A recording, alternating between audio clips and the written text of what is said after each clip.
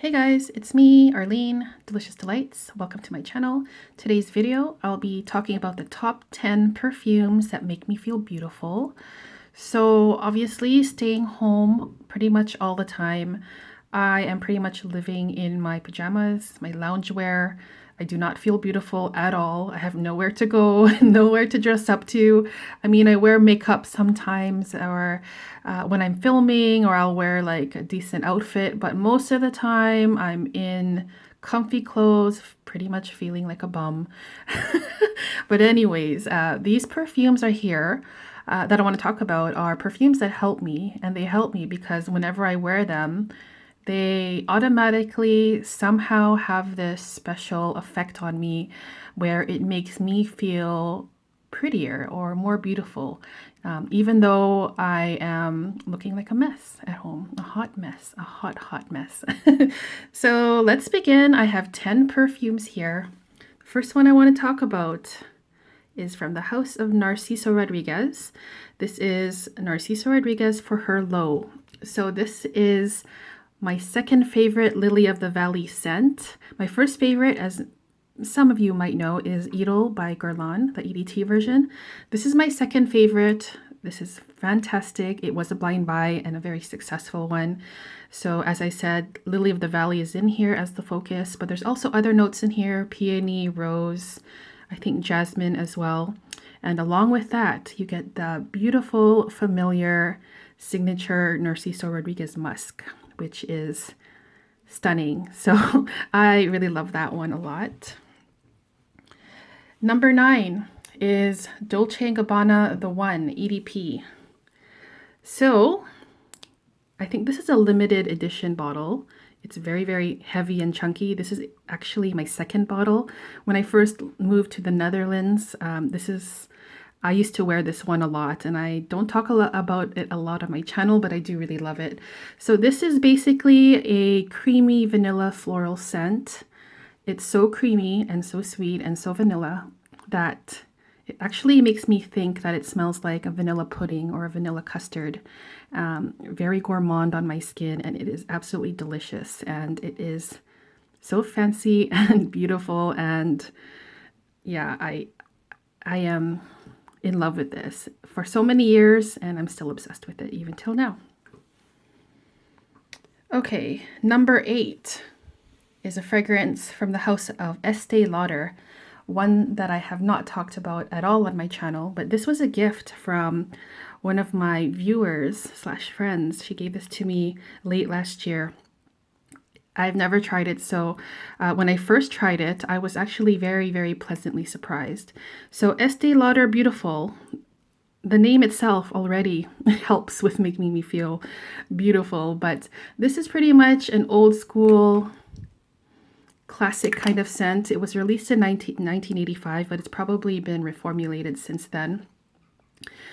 After looking at the notes in this one, there are 19 different floral notes in here. So it's a very, very floral scent. It opens as a citrusy, realistic bouquet of flowers at the top and dries down into a warm, fruity, sweet, woody scent. It also has that vintagey vibe in there, and it is so bougie. And honestly, I don't see any younger kind of teenager girls wearing this. This to me is a mature scent, or it actually makes me feel more mature because most of the time I'm immature. But I still really love it a lot. Okay, in number 7 we have, where is it? Oh, there it is. From the house of Guerlain Idylle Love Blossom. So this is a flanker of the original Edel, which is one of my favorite spring scents ever, the Eau de Toilette version. Love Blossom is a fragrance that focuses mostly on lilac. There's also honey and rose and musk in here, but wearing this one and the original Edel EDT side by side, you can definitely sense a connection between the two. They both have this really fresh, green, watery, airy, breezy kind of feel to it, and it is so lovely. Blind buy for me, success, and it is fantastic. I really, really love this a lot. It might be discontinued though, I'm not sure. I don't know. If you guys know that though, let me know in the comments, please. All right, now number 6 is Cartier La Panthere EDP. I don't have the bottle of this, I just have a small travel size. But yeah, this is another one I don't think I've ever talked about on my channel. This is a chypre floral scent, focusing a lot on gardenia. The gardenia in here on me is very creamy. There's also other notes like oak moss. It's fruity, it's sweet, also musky. But the one note in here that completely blows me away, and it's also a note that I recognize in some other of the Cartier perfumes, is the strawberry. Oh my gosh, it is stunning, you guys.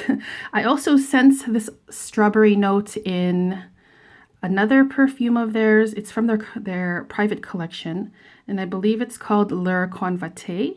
I'm probably not saying that right, but I have reviewed that a long time ago. The strawberry in here reminds me a lot of a strawberry champagne, and it is so sexy. It's clean, it's fresh. The oak moss in here isn't dominant on my skin. I do smell it, but it's in the background, and it is just so fantastic.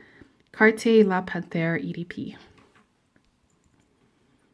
Okay, this one I can't stand up, so I'll just lay it down like this. Now, number 5 is Chanel number 5 Low. So this is obviously a flanker of the original number 5. I gotta be honest here, I've been trying to get on with the original EDP and EDT of number 5, and I know how popular it is, and I know how a lot of people love it. I've been testing it for so long, I just can't get on with it. Sometimes it does click on me, like it does click, but most of the time it doesn't work. So this one does work really well on me though. The flanker of number 5. This is basically a citrusy, aldehydic floral scent.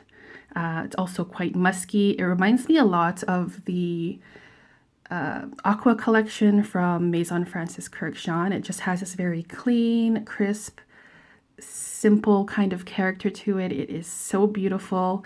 I really love how simple and clear this bottle looks like. The juice inside is also very simple, and I do think there is definitely beauty in simplicity, and it is just a sparkling, fresh, easy to wear, bougie, beautiful scent. All right, so number 4 is a fragrance from the house of Guerlain. This is a newer one in my collection, Shalimar, Souffle de Parfum. So I am in love with this perfume. I am seriously obsessed with it. And the more I wear it, the more obsessed I am with it. So first of all, the bottle is stunning. Like just holding this in my hand already like boosts me up in my emotions, I guess.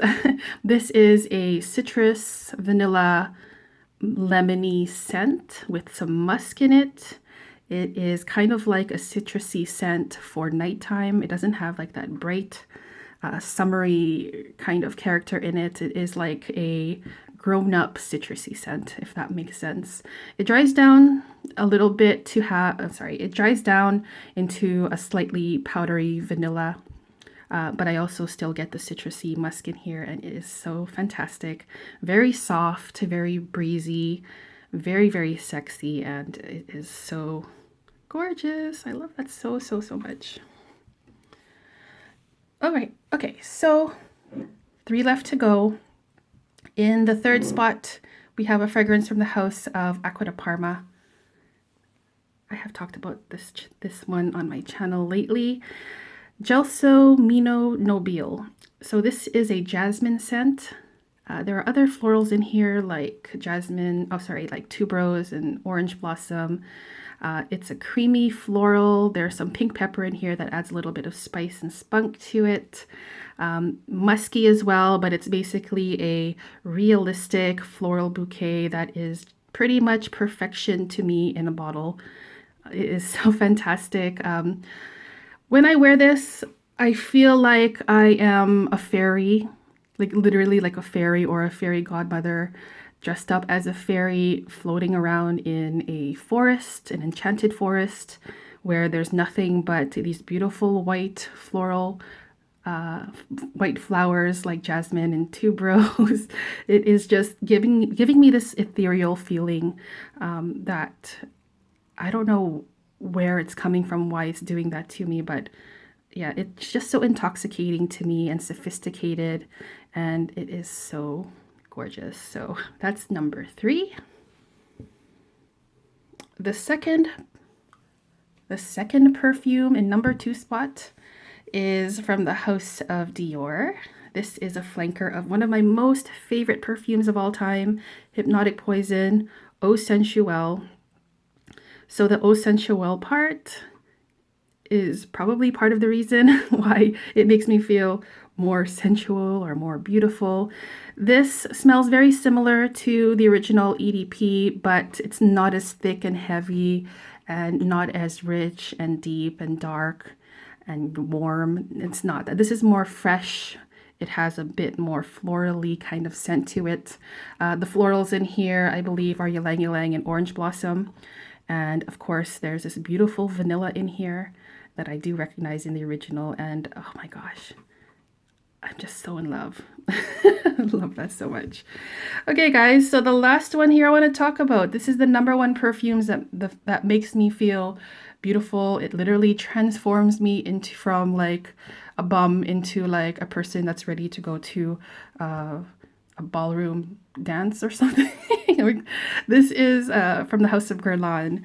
This is Speartooth's Double Vanille. So honestly, this is like the most perfect vanilla scent I have ever tried. It is my holy grail vanilla perfume.